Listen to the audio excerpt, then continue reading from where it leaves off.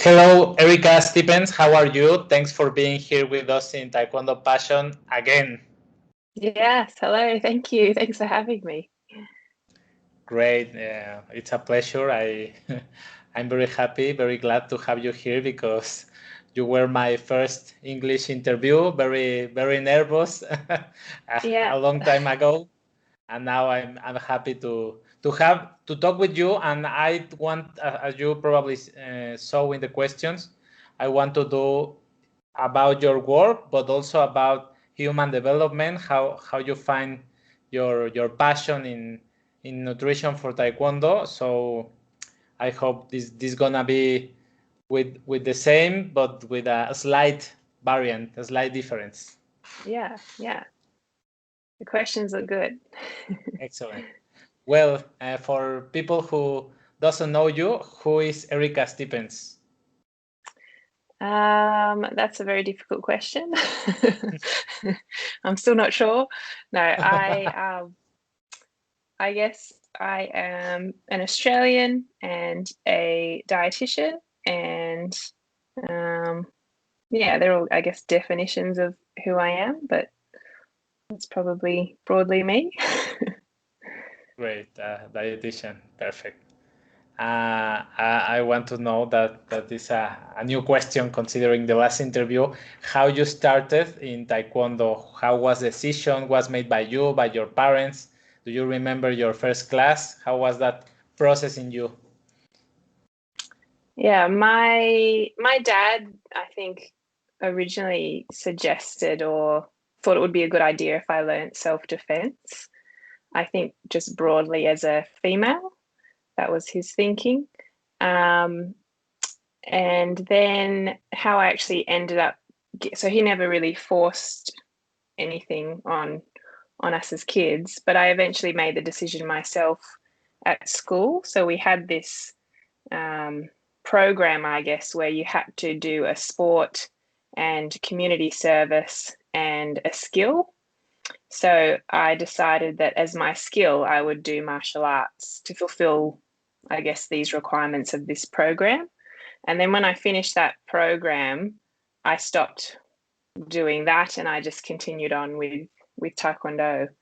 So it was a suggestion, I guess, when I was young by my dad. And then I came to make that decision based on, I guess, something else I was doing at the time. So it was a little bit random, I suppose.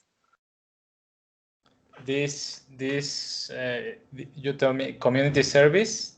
Mm. This is by the state. It was, yeah, part of, I guess, fulfilling a program, and it was getting an award essentially. So it was trying to expose us as young people to all different aspects of life, and one of those things being giving back to the community. So yeah, I actually helped with childcare, was part of my community service. Great. How old were you when you started in Taekwondo? I was 13. 13. And when you left that martial arts part and stay only with Taekwondo, what was the thing that you liked or enjoyed or made you stay in that activity? Yeah, I think I can't remember the very first class that I did, but I remember the first probably few months of doing it. And I really liked, I mean, it was really fun, obviously, kicking things and punching things. And I also liked learning the patterns and having to memorize something and doing it as part of a group. And then I liked that there was a belt system. So I liked that you had to work towards things and there was something tangible at the end of it. And then I had the, I guess, club that I joined. The coach was a really enthusiastic and really fun, engaging person. And so I guess all the people there, you know, it was a place I wanted to go to all the time. So yeah, there's many things I think that made Taekwondo attractive. Excellent. And you made it all the way to black belt. Yes, yeah, got Perfect. there in the end. How you started in Taekwondo competition? I think that was just a suggestion by our coach, because I actually joined with a friend of mine as well, and we were quite committed and we never missed any training sessions and we really enjoyed it. And so he brought up the option of going in a competition, and he said, oh, you guys could be quite good if you put your mind to it. And I don't think I'd ever seen a competition before I went and competed in it, so I didn't really know what to expect. And I was a yellow belt, so it was, starting at the beginning essentially, and I was quite nervous. So when we arrived and I was watching some of the fights, that's when I started to get a bit nervous.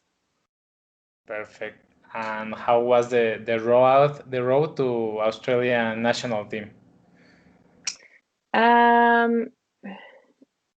I think, I don't know how to describe it. I really liked competing, and I liked winning, and I went into every competition with the goal of winning and getting better. And the coach always put us up a belt level and always put us up an age level.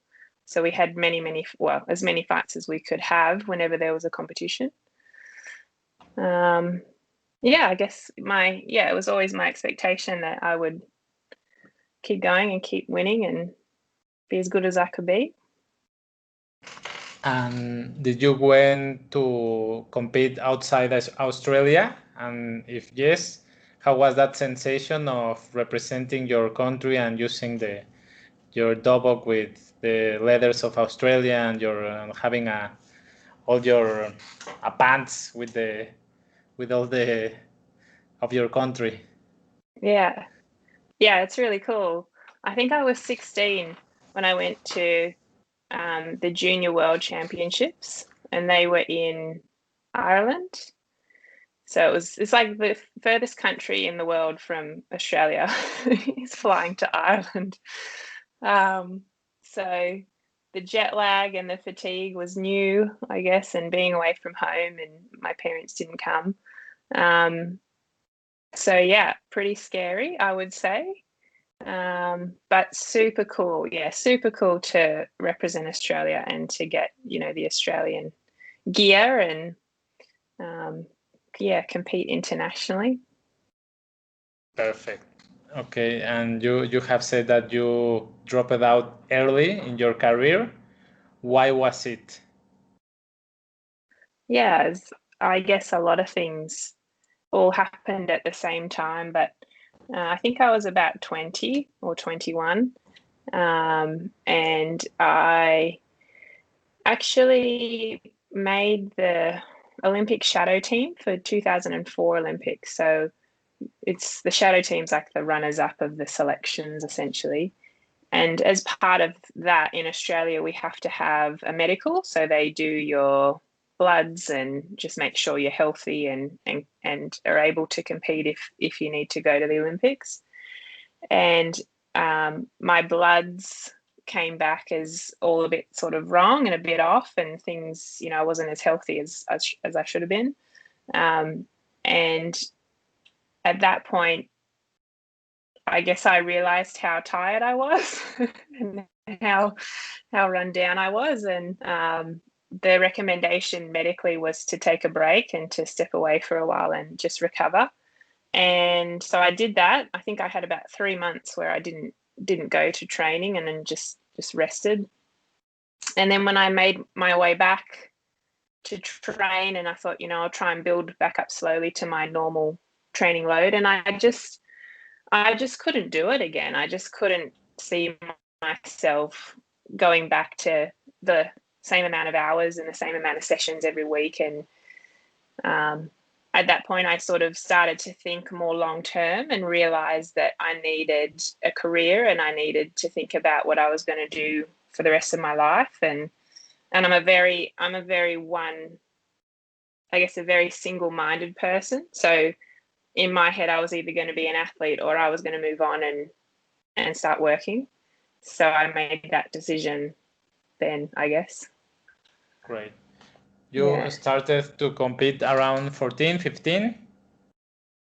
Yeah, probably 14, yeah. And you were fatigued at 21? Yeah. Do you think that was because the training load, or you I don't know, maybe started cutting weight earlier in your life, or what do you think was the reason that you were fatigued, or just emotional and you were not motivated to continue? I think it all relates. I think when you're fatigued, motivation's really challenging, but I think more so just not managing. Like I didn't have any knowledge of how to manage myself and my life around Taekwondo. So yeah, I mean, I was doing extra sessions as well in my own time, and I used to ride my bike to training and ride home again. So I was doing a lot more than even just a lot of Taekwondo. So I think I just didn't understand how important rest was as part of your training and how important recovery was. And I wasn't particularly good at managing injuries, and I wasn't particularly self-aware, I think, with injuries. I would just, just keep training and I'd just push through pain all the time. And nutrition, I didn't know anything about nutrition. I didn't know anything about weight making.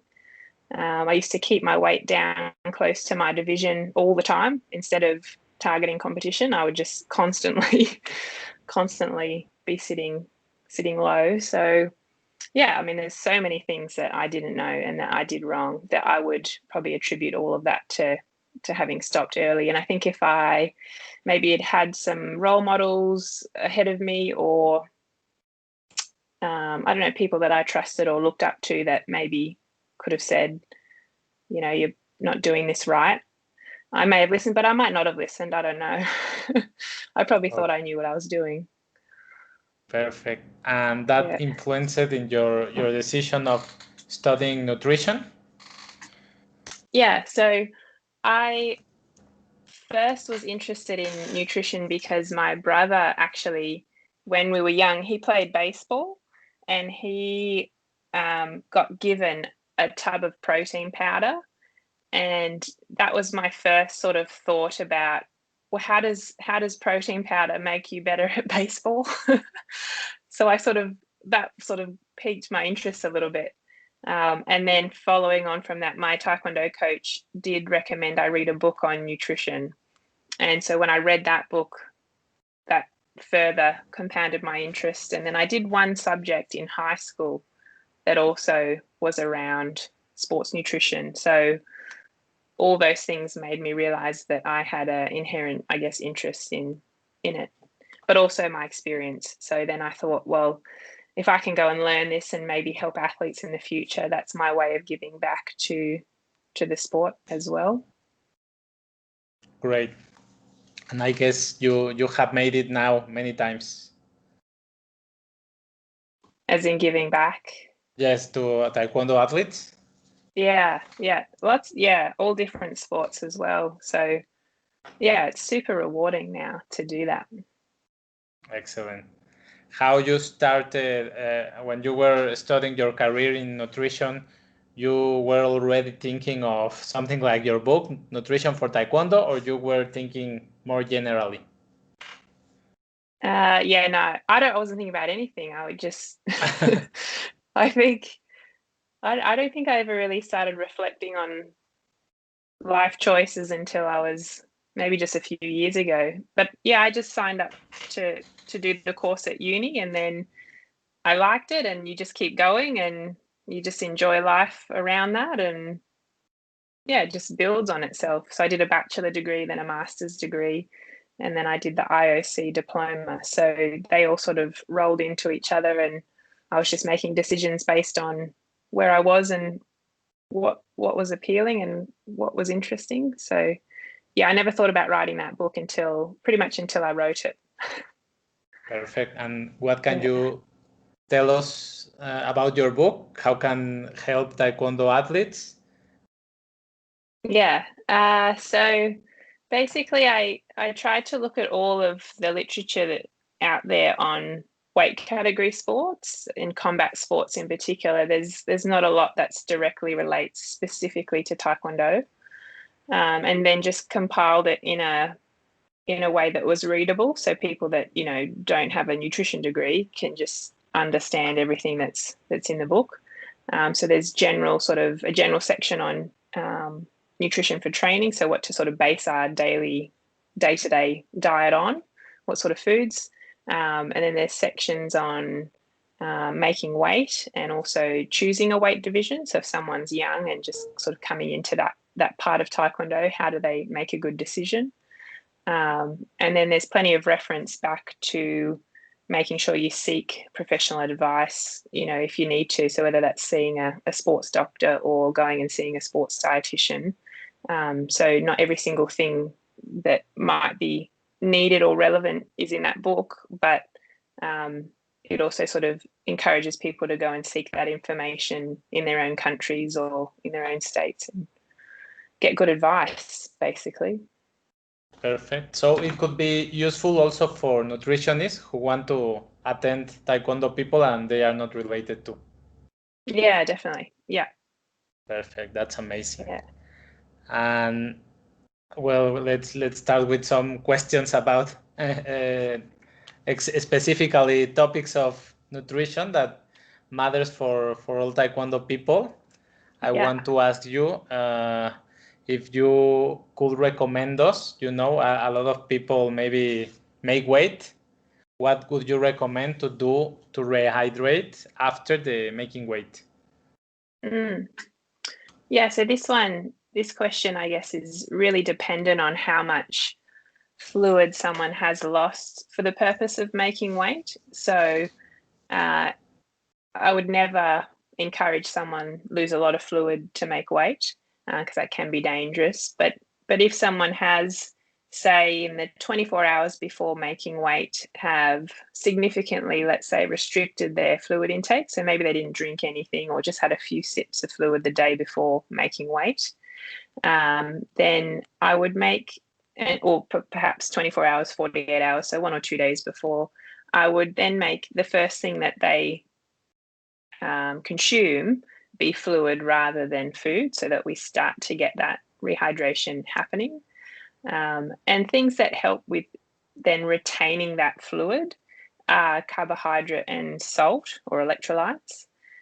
So a classic sports drink can be a really good first thing to consume after weigh-in, because you're also ticking some other boxes there. You're not just putting fluid in the system, you're also putting some carbohydrate in the system. So if you've also not eaten a lot in the day before weigh-in, you're starting to also replenish the muscle with some glycogen or carbohydrate. So yeah, I'd probably say a go-to drink would be a standard sports drink. So whether that's Gatorade or Powerade, it doesn't particularly matter the brand because they're all very similar to each other. That would probably be my go-to first thing. And then in terms of how much you need to drink, that really depends on how much fluid did you actually lose to make weight. Perfect. And I've heard that, or I've seen people that that fluid intake, do it slowly, or you can drink normal. You are tired after all the making weight, and you end a 2-liter Gatorade. Yeah. Well, definitely, yeah. If you drink water too fast, then your kidneys will just speed up the filtering, and you'll just pee really fast as well. So it's not actually effective to drink 2 liters really quickly. But like I said, with the sports drink, there is that element of sodium and carbohydrate, which helps the body actually retain it rather than just pee it out straight away. But I would suggest there's also the element of what your stomach can tolerate at that time. So if you haven't eaten or drunk very much for 24 or 48 hours, you might make yourself feel quite sick quite quickly. And you don't necessarily want to be uncomfortable, particularly, it depends if the weigh-in is the morning of competition, which is obviously a lot of international bigger competitions are the day before. But you also want to be able to start to fit some food in your stomach at some point as well. So we do want to make sure you're not feeling sick. Perfect. But you can drink normal. Just drink Like normal, yeah. Essentially, I guess the other thing to consider is that international competition weigh-ins are often in the afternoon. And so if you're thinking that you are going to get to bed and get to sleep at sort of say 9 p.m. or 10 p.m., then there is a bit of a shortened window for where you want rehydration. So let's say weigh-ins at 3 o'clock and you're thinking of going to bed around 9. It's about 6 hours. So what I would normally do for someone with a, I guess, post making weight plan is actually spell out each hour what they do. So in hour 1, say 3 to 4 p.m., this is how much to drink, how much to eat. 4 till 5, this much. 5 till 6. So we're spreading out as much as we can and making, I guess, the gut able to tolerate all of these things quite comfortably. And I guess with big competition as well, we now have that 5% rule. So where possible, the volume or the weight of the fluid and the food that they eat and drink in that 6-hour period, we don't really want that to be much greater than the 5% that they've got up their sleeve.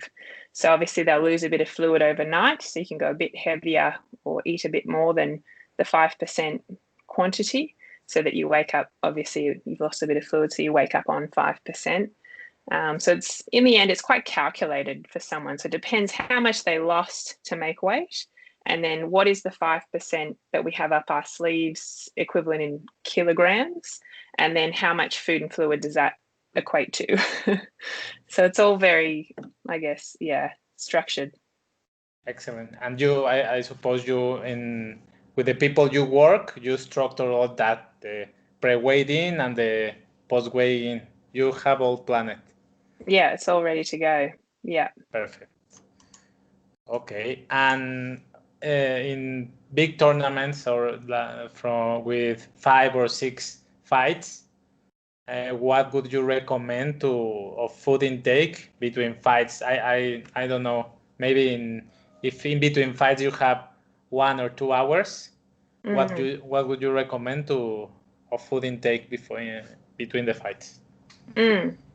Yeah, I think Taekwondo and a lot of combat sports are hard in this respect because of the number of fights you might have in, say, an 8 to 10 hour period. And then also not knowing exactly what time that fight is. So they're not scheduled based on time, they're scheduled based on fight number. And then obviously lots of things go wrong with fights and things get delayed and it's just a nightmare. So there's often that sort of uncertainty of when I should eat and when is a good time to eat in case the fight might be coming up in the next sort of half an hour. So I always encourage athletes to eat something as soon as possible after a fight concludes, because that will be the longest time they have until they fight again.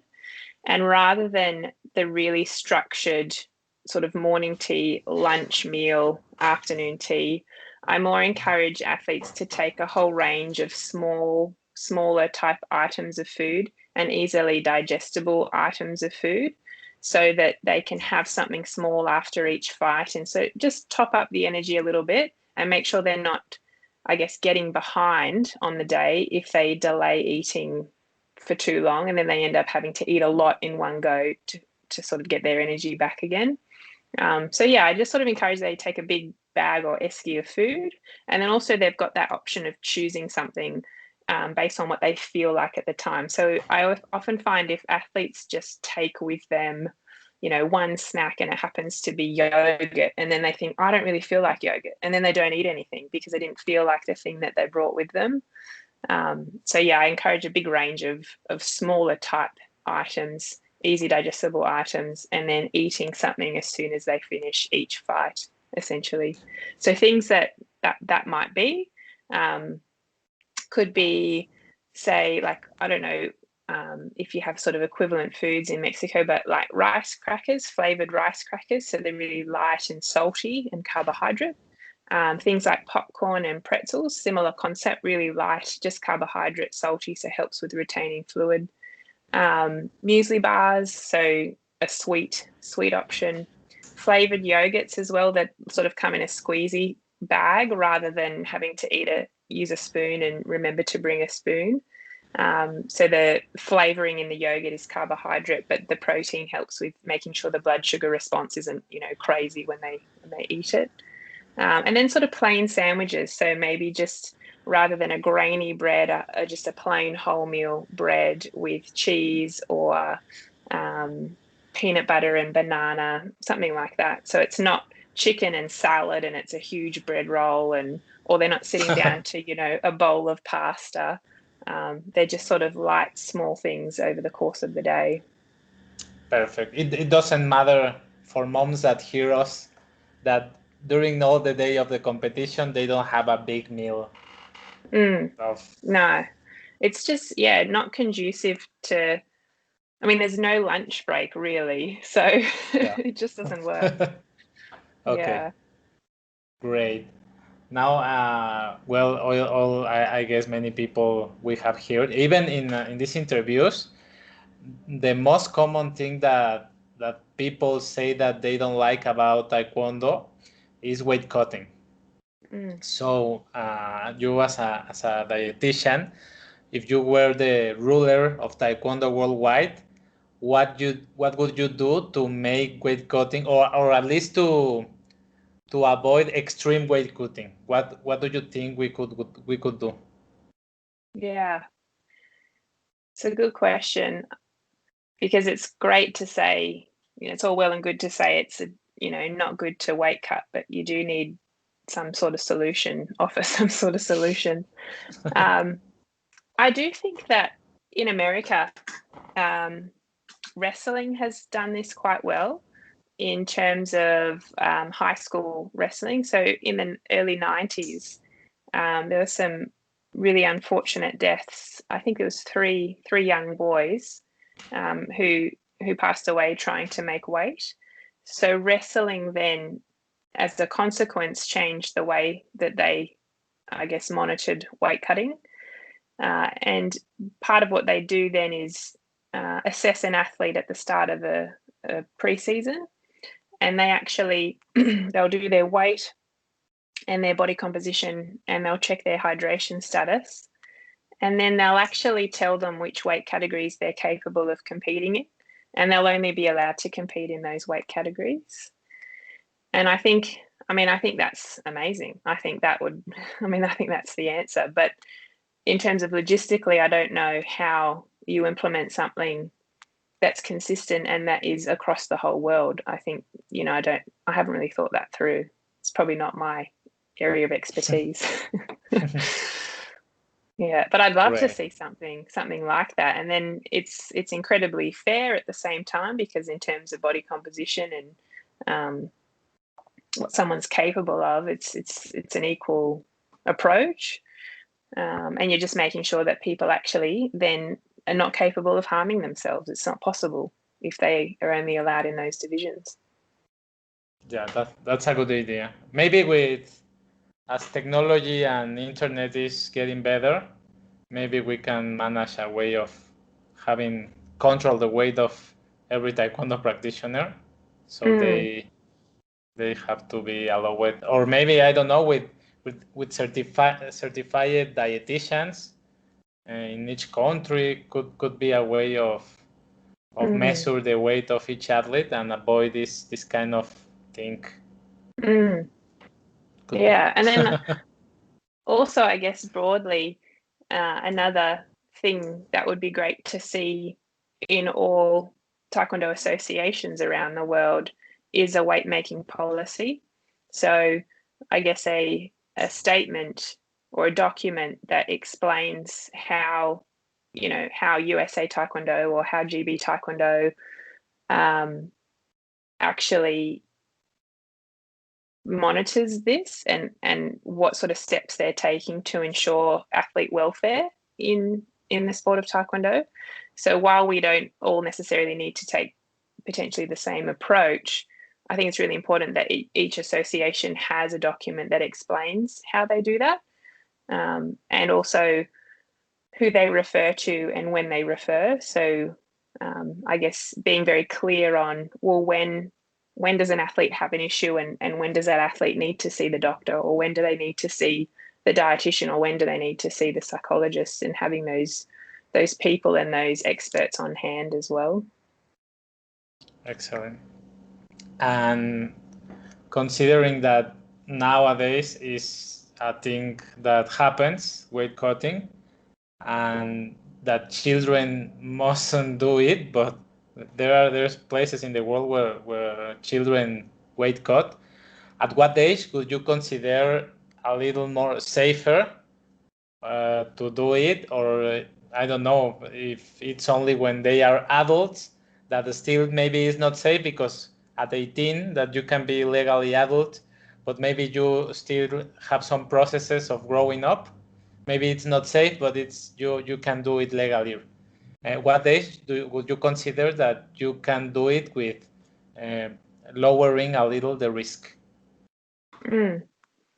I think probably the earliest with the least amount of risk is probably more 20 or 21 in terms of fully grown, fully developed, in particular, reached their maximum peak bone mass. That's something that doesn't happen till your early 20s. So weight cutting is not going to be favorable for things like bone mass. And I guess 2021 also, like you said, an 18-year-old is legally an adult, but, are they fully developed? No. When we think of also the mental side of development, if we are promoting or encouraging or allowing weight cutting in someone that's 17 or 18, what we're really saying is this is a really important part of Taekwondo, and this is something you need to start to do and start to learn when they're not fully mature and they're not probably fully ready to learn appropriately how to do that and to understand that there are risks. And risk taking obviously is very high in adolescence, and there isn't that understanding of death, and there isn't a fear of death. So I think there's not only the physical aspect of when it might be safer, but also the mental aspect of when it's safe to actually start to talk about these things with someone that's very young. Perfect. So before 21, not doing nothing, not of any amount of weight cutting. Well, I mean, that's kind of ideal, isn't it? But I don't know. Okay. Yeah. Great. Recently, well, Taekwondo is as a sport, as an Olympic sport, is relatively new. Do you know some recent research of nutrition specifically for Taekwondo, if not for combat sports? Yeah, nothing in Taekwondo specifically.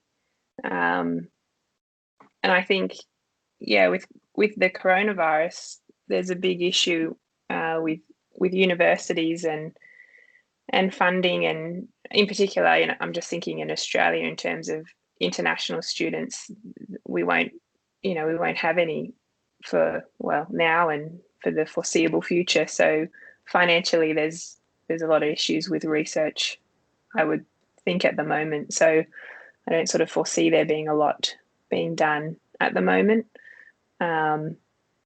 But Taekwondo's never been, there's never been a lot of literature around specifically Taekwondo, unfortunately. But yeah, no, I haven't really seen anything in the last sort of 12 months or so of note.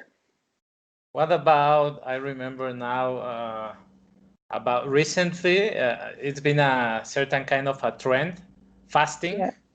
Oh, yeah. What do you think on fasting and high performance sports? Maybe I guess some Muslim countries, they sometimes have competitions during the Ramadan. What do you know about fasting and sports? I think it gets complicated in high performance sport, where for the most part athletes train daily and sometimes multiple times a day.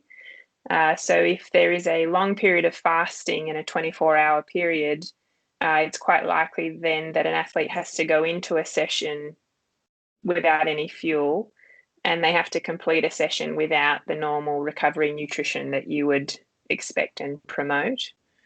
So I'd see there being a fair few amount of disadvantages if someone was to permanently put themselves on intermittent fasting. If there are days of the week where people don't train, if they have multiple days of the week where they have a day off and that happens to coincide with their fasting days, that would be better than if you're fasting on training days. I just think the quality of those sessions is going to be much poorer if you're coming into it off a fast. And I guess there's the potential as well for low blood sugar. So if you haven't eaten for a long period of time and then you're asking of your body to do a lot of exercise and high intensity exercise, that it's a bit risky, really. Okay. And for normal people, what do you think of intermittent fasting? I just don't think it's necessary. I know it's a bit of a buzzkill to say that, but I think a lot of people look for, I guess, a way of doing something to prescribe to, and for the most part, it's used for weight loss. And I mean, the underlying principle of weight loss is there being a calorie deficit for that weight loss to occur. And if you're intermittent fasting and you're achieving weight loss, it's because of the deficit, not because of the window in which you're choosing to eat or not eat. So if for that reason, I see it as unnecessary. However, some people, as an example, don't eat breakfast and they really don't like eating breakfast. And it can be silly to then actually force someone to eat breakfast that never has their whole life and doesn't enjoy it. And so in a sense, they've been intermittently fasting their whole life and didn't know, they just never called it that. In which case, it's totally fine. So it depends a little bit, I guess. Depends on the person and the reasons. Yeah. Good. Where can people buy your book? Yeah, it's on my website, which is sportrition.com.au, which is hard to spell, but maybe if you can write it down somewhere. We can write it on the show notes. And do you do online consulting? Yeah, I do now. So only for Australian residents, though. So just within the country, not internationally. Not internationally. Okay, perfect. Yeah. Okay. I'm curious about this because you are not related now directly to Taekwondo, right? As a coach or okay. And do you consume Taekwondo? You watch fights for enjoying it or not? Yeah, I do. Yeah. You enjoy Taekwondo? I still, if there's competitions here in where I live, I sometimes, if I'm free, I'll go and watch. And I sometimes, when I'm traveling overseas for holidays, if I'm in the right country at the right time, I'll go and watch them, as well as online as well, obviously. Perfect. And what do you think would be good to make Taekwondo maybe more popular or that more people that not practice see it? I think you got to pay the athletes. Okay. So did you see the wushu competition in China where the winners, I think that's fantastic. Obviously there's been an investor that's set that up and obviously is incredibly wealthy to be able to do that. But I just think, if you want people to be excellent at this sport and to do it for their career for a good 10, 20 years of their life, they need to be compensated for it, so that it can, be spectacular, I guess, and be on TV and start to get interest from the broader community. Perfect. So making professional athletes. Like the MMA. Like MMA. Well, MMA has some blood and people like blood, right? But do they see? I don't watch MMA. I can't watch it. So no. I reckon there's a market there for people that like combat sports but don't like people getting, really, really hurt as a consequence. Have you worked with MMA athletes? I've only ever worked with a couple. So yeah, not a lot. But yeah, it's a bit limiting, like when I don't actually really like the sport to to help people. What kind of sport you work more? I'd probably say the predominant would be, well, boxing and Taekwondo and Judo, Okay. and Muay Thai as well. And then I work with cricketers. I don't know if you have cricket in Mexico. No. No, No. wouldn't think so. Well, the Maybe one intention day. of the show is worldwide, but we're here in Mexico. We don't have any cricket. Okay, yeah. So cricket, and then I guess a lot of the individual sports like triathlon and marathon runners and track and field, things like that, athletics. And what main differences are between other combat sports and Taekwondo in terms of nutrition? I guess the big difference is the timing of weigh-in and the number of times you have to weigh in, and the 5% rule. The 5% rule doesn't exist in the other combat sports. Muay Thai, they weigh in a full 24 hours before competition, so they can really rehydrate and replenish like pretty much back to normal. Boxing, they have to weigh multiple times over a week, so that really complicates proper rehydration and replenishment. And they weigh in on the morning of the competition, which further is an issue. So I actually see boxing is probably the hardest in that respect. Okay. And do the 5% rule, do you think it's useful for avoid extreme weight cutting? I'm not really sure. I'd love to see some research on it and how it's changed athletes' behaviors. But from my own knowledge and what I've seen, it hasn't really changed what people do, apart from the fact that when they rehydrate and replenish, they just don't eat or consume as much as they normally would. Yeah. I think the same. I've seen it. People cut weight, and for me, maybe it could be worse because they don't recover. Yeah, they're not recovering. But it is, I guess, in that sense, if there's been a big shift in energy intake and fluid consumption in the lead up and a very large weight loss, then you're minimizing the rebound, which can have consequences on the body because it's just two extremes in a very short period of time. So, you know, in that respect, I can see some point to it. But you're right, the rest of the people that maybe have had a moderate weight cut then just don't recover properly. So, yeah. Okay. So the damage is not only done when you go down, but also in the rebound. Interesting. Yeah, so the refeed, the body, you know, it's quite extreme if you've lost a lot of weight, number one, and it's quite extreme to then eat a lot and drink a lot in a short period of time. And the body sometimes, if it's this is a very extreme situation, but if it's a very extreme weight cut and replenish or refeed, then the body doesn't have the time to catch up and for the electrolytes to normalize, and things can go wrong. So excellent. Interesting. Yeah. Okay.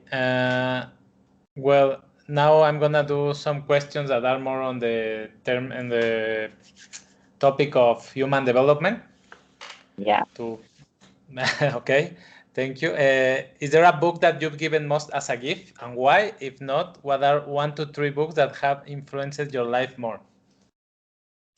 Yeah, I have given a book called Food Rules by Michael Pollan. Okay. Probably like 15 times. Oh wow. And it's a really small book and really short. And there's only one sentence on each page. And it's about food, obviously. And it's just really simple advice around healthy eating, essentially. So that's the book I've given the most.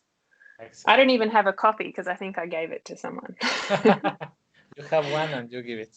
Yeah. Great. Do you have any middle term projects that you can talk us about or you want to share us about? In terms of work or just? In terms of work, yes. Yeah. I think like this year's been really interesting because of the virus and rethinking how I work, how I do my work, and how I spread my time. And so previously I didn't work online, so I have started offering online packages for athletes. And so what I sort of see as my middle sort of term project is to eventually be able to travel more while working. So to spend more time overseas, and be able to meet other people in the world of nutrition and attend more conferences and also be able to service people from afar. I guess that's my Middle term goal. midterm goal. Yeah. Excellent. I think for many people, this thing have taught us that we can work a lot online. Yeah. And do other stuff. Well, I get forced it, and then everyone's like, "Oh, we may as well keep doing this." So, yeah. Now some people don't want to go back to work normally. Yeah, they can't be bothered. Yeah. Great. Do you have any specific failure, maybe a favorite one that set you up for later success, or that thanks to that failure you are now here where you are?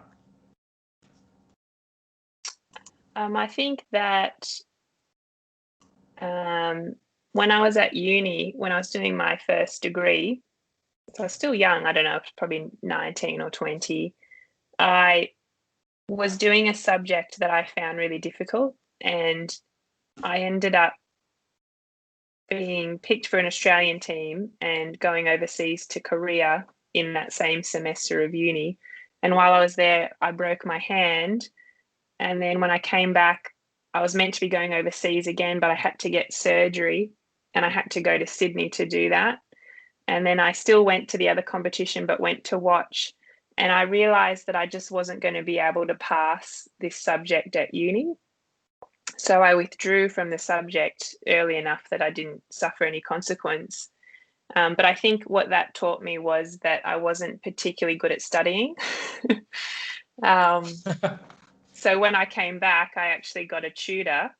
And that's when I learned how to study. I'd never really studied before. So when I was in high school, I just used to go to class and then I'd go to training at nighttime. And I never really did any study. I just thought if you went to school, that was all you had to do. Meanwhile, everyone around me, was studying really hard, and they'd come to class with, post-it notes in their books and ask heaps of questions. And I just didn't understand how, I just didn't get it when I was young. So I think by nature of that whole semester going really wrong and having to get a tutor, I learnt that I needed to do a lot more work. And so I think that was a really good lesson. Really great. Yeah. Now I actually study. More. Yeah. You have. Yeah. Great. What do you consider you are not good for? Not good at. Not good at. I'm gonna put it here. Good at. What am I not good at? I reckon I'm a pretty slow learner, in that I have to do quite a lot of work to understand what someone else might pick up quite quickly. And I like to spend a lot of time thinking about something before I feel as though I understand it, or I feel as though I'm ready to make a decision. Yeah. I'm not good at moving quickly is the answer. Okay. But for Taekwondo, you were fast. Yeah. For that, you need to. Lucky. Yeah. Great.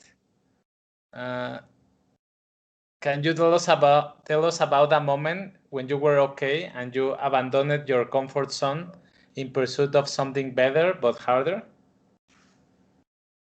Yeah, I think that would be when I did the International Olympic Committee Diploma in sports nutrition, which is an online course, and it takes 2 years to do it.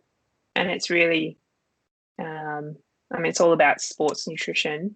And it's not something that I needed to do to work as a sports dietitian. I already was one. So it was sort of a supplement and something you do if you want to be better at what you do. And at the time when I decided to do it, I had to quit one of my jobs to make some time for it because I was working on the weekends. I was working 7 days a week. So I had to let go of something to take it on.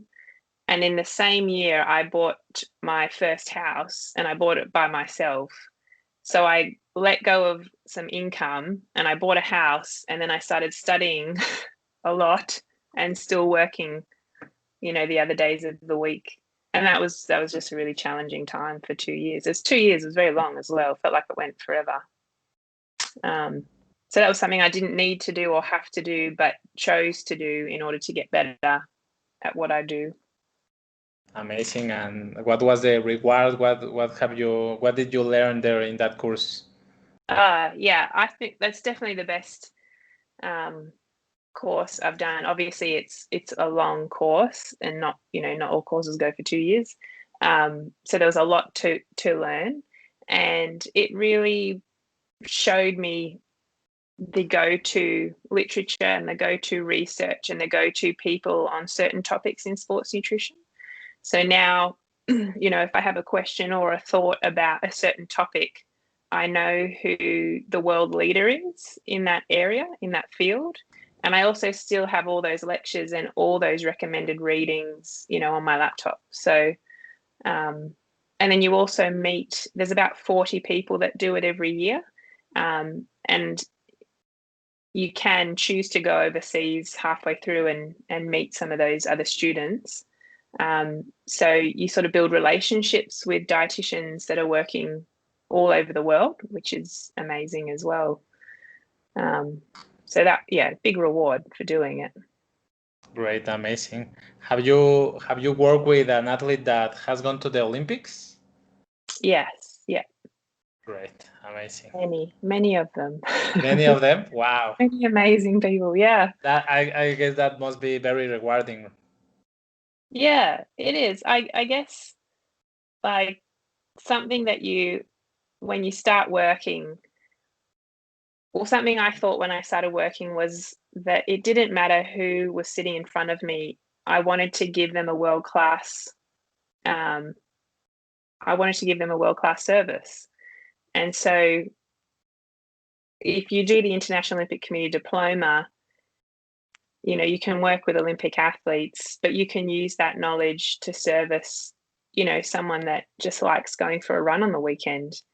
And in a sense, you could say, well, is that over servicing? But you're providing an opportunity for that person to have a high performing life, essentially. So regardless of whether they compete at a high level, they still compete, and they're still a human being, and they still deserve success, and they deserve, the best. So I try to kind of just not think about who the athlete is, and that, my job is to make them the best that they can be, essentially healthy and the best that they can be. So, and you never know who might end up at the Olympics if you take that approach as well. Great. If you could have a gigantic billboard that anybody in the world could see, which message could you put on in? A message for the whole world. Yeah, I actually wrote this down because I read a book a couple years ago called Island by Aldous Huxley. And have you heard of that book? I've heard, I read Aldous Huxley, but the other book, the famous one of the Happy World. Oh yeah, Brave New World. Brave New World. Is that in Spanish is Un Mundo Feliz, but okay. But Brave New World. Yeah. So one of his other books called Island is basically like it's a fictional place, this island, And there's birds like in the trees that are trained to say attention, and they're also trained to say here and now. And so it reminds the people on the island to be present. Good. So I reckon, I don't know, if you were driving down the road and you just saw this sign that says here and now, I think it would just center a lot of people and bring them into the moment and into the time that matters, which is now. Yeah. Attention here and now. Yeah. Good. Like imagine if all the birds around you kept saying that. Great. You wouldn't daydream so much. What is the best investment you've ever made? I'd say two things. It would be education. So whether that's formal education or informal education, so going to uni or, reading books, I think you just can't underestimate what that does for your life. And then the second thing is investing time in the people around me that are important to me. So I spend a lot of time with my mum and dad, who I don't live very far from them, so I go over there, and just my friends, making sure that that's the priority. Is if I have a moment or some time to see someone, I'll do that as opposed to doing more work or things like that. So people and education. People and education, great. What advice would you give to a 13-year-old starting in Taekwondo competition? In Taekwondo competition, I'd say just kick as much as you can and win. No, I would say just if you enjoy it, keep doing it. If you don't enjoy it, stop doing it. Excellent. And kick more than the other guy. Yeah. In the last 5 years, what new behavior, habit, or skill has most improved your life? Yeah, this one's also reading. So I made a conscious effort to read for 1 hour before I did anything else in the day. So in the morning, I wake up really early and I just read for an hour.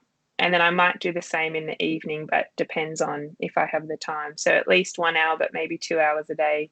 And I've been doing that for years now. So wow, it's amazing it's not that much time in a day, but it's amazing what years of that gives you in terms of, I would say, more insight into the world. And also how that helps my clients. So not all the books I read are about nutrition. It's about lots of other things. But sometimes you need some understanding of other aspects of life to be able to help someone or to say the right thing at the right time. So that's amazing. I think I agree with you that you are a specialist, but you have to have a wide scope. Sometimes in this world, some specialists are so in their topic that they can miss some things that could help them. Yeah, and I think also relating to the person. So if someone, says they have a strong interest in something and you overlook that and you move on too quickly in the conversation, you can lose someone's engagement with you. So if someone says, oh, did you watch, the game on the weekend, and it's, I don't know, in Australia, we've got Australian football and we've got the NRL as well. And, just little things like that, that if you can just agree with them that it was a good game, or, you knew what the score was, so you could chat about the score. Or if they work in a certain profession and you can, you might have read a book on something to do with something and you can say, oh, what's your thought on that? I think that stuff is invaluable to, and it, not doing it in a mechanical sort of way, or with a underlying, underlying intention. But yeah, I think you've got to relate to someone first before you can help them. So amazing. And I think that can have certain influence in health and in your treatment, right? Yeah, absolutely. I think there's a study about psychologists in particular, and they were trying to find out what was the one thing that, or the most important thing that made a psychologist successful in their therapeutic approach with a patient. And the most important thing that got success with their clients was rapport. So being able to get along with the other person was the most important thing in helping that person, which, you know, it's not how smart the psychologist is or how good their therapy is or what books they've read or what degrees they have or which uni they went to. It's just, can you relate to the person? That's amazing. Yeah. Great. What are bad recommendations that you hear in? I'm gonna change a little this question. What are bad recommendations you hear in the Taekwondo nutrition or in the habits that Taekwondo people has? The bad recommendations that you know or something you don't agree with? Yeah. I think probably any time that someone recommends that someone follow a certain diet for the purpose of making weight, so whether that's, you know, intermittent fasting or the keto diet or the paleo diet or just some form of commercial diet in order to make weight, I don't think any of that is necessary, and certainly probably not the most effective or most protective of performance way to make weight. And then also the rapid weight loss advice. So just letting an athlete leave it till the last minute and then doing it all the day before or 2 days before. Because that can get into the culture of a sport and into the culture of a club. You know, if some of the top people are doing it, then they tell other people to do it. So yeah, I think they're probably the two bad things I hear. Great. Yeah. When you feel overwhelmed or unfocused, what do you do to be on your way again? I do one of two things. I'd go and exercise. I'd go outside, go for a walk and come back. Actually, three things. Go outside, exercise. Number two, I'd talk to someone. So I'd talk to a friend or just sort of voice what I'm thinking and feeling. Number three, I would just do the smallest thing on my list. So the easiest thing, whether that was put a load of washing in the washing machine or send one email or take the rubbish out. And then as soon as I've got that momentum, I can keep going and get into some of the harder things. I think all those three things sort of change my state. Like you feel a bit more alive if you go outside. You feel a bit calmer if you talk to a friend and a bit more grounded. And if you actually action something, it helps you action other things. So yeah, that's what I'd do. Excellent, Erica. Thank you. Something that that maybe you want to say and I didn't ask you. Is there something that you would ask? You would add to the interview? Well, I'd love to know some of your answers to these questions. Has anyone asked you these questions? Sometimes. Yeah. Yeah. I want to know what your what book you've given the most, or three books that you've found have Me? helped your life. Yeah. Oh, thank you. It's the first time this happens to me. Oh, I've never give the same book. I have already give books. I think the last one I've done not a particular book, but just an author. I give Seneca. Oh yeah. I like Seneca a lot. It is a kind of recent discover for me. Well, recent in terms of 3 or 4 years. Okay, But cool. I've loved them. For me, was my introduction to classical literature. It was the Yeah. first one. I was like kind of afraid of it, Yeah. and now I'm more into it, into classic literature, and Yeah. I think it's many of the things we usually talk, the answers I ask my guest. I think most of things are wisdom of centuries. But maybe we that things of living in the present and Yeah. This thing that we were talking about of the patient that needs understanding from the health service.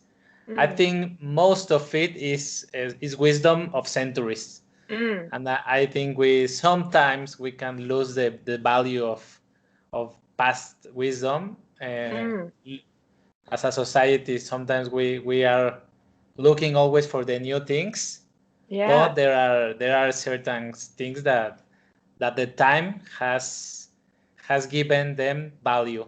And into the same topic, I like this book of a guy, I don't know if you know him, is Nassim Taleb of Antifragile. I love it. Yeah. I haven't read that one. I highly recommend it to you. Okay. All right. Put it on the list. Thank you for the question. Yeah.